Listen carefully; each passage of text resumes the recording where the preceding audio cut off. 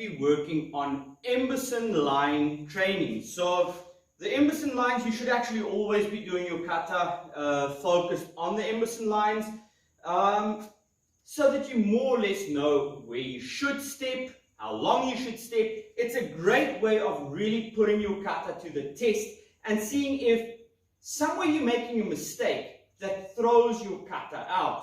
So let's keep it very simple. We do Geki Side Ich. We start in the center. So what I've done here is I've drawn my compass angles here. So I've got my north-south, my east and west, and my 45-degree lines here.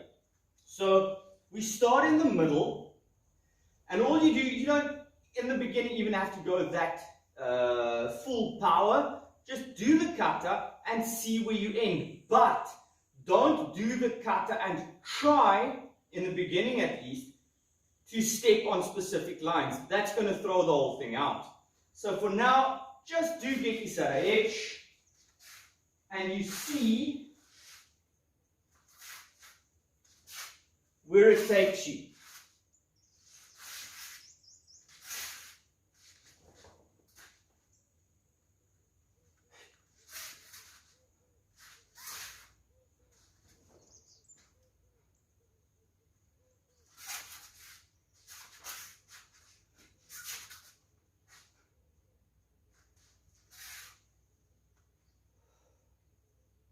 So I'm more or less on the center point again.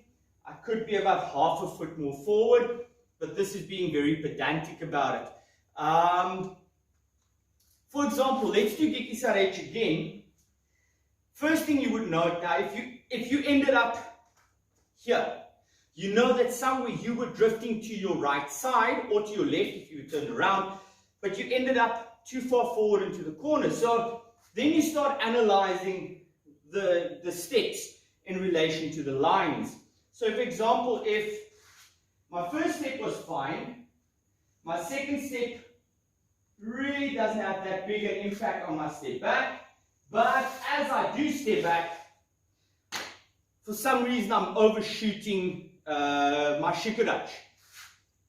So if I was then continuing my kata, you'd see that, okay, now I'm ending up being about a foot's length behind my starting horizontal line. And then you would go, right, there's a problem. So you would start again until you've got that fixed. So let's say we had that fixed now, we're in this position, we're moving, and maybe our second step, we tend to go too narrow for some reason, and you kick and you tend to go too wide. So if you now sweep, you realize, oh, but I'm off my center line. Of course, you need to more or less know where your lines should be. But this is a good indication that if I continue my kata now, then I've drifted quite far to the bottom corner here. And that indicates a problem that you need to fix. So then when you start going through the kata and you go, well, right, so I'm here, this needs to be a better step. I do the kick, I end up on my center line.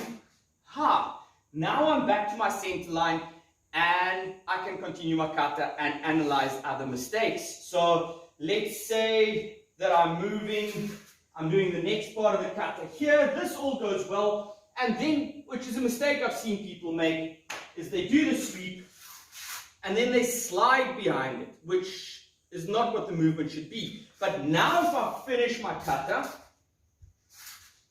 I end up in front. And then it's an indication, I've made a mistake somewhere, it needs to be fixed.